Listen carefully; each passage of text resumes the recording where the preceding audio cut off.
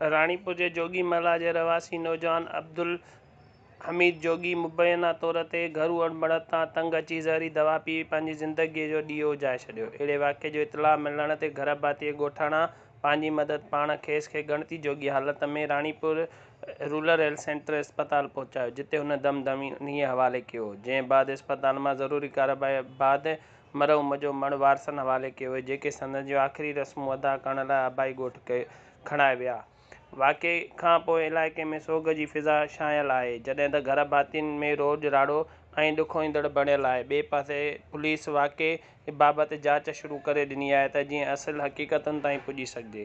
जॾहिं त ॿुधाए पियो वञे अब्दुल हमीद जोगी राणीपुर में हिकु प्राइवेट स्कूल में मुलाज़िम हुयो, जिते हू मुलाज़मत कंदो हो।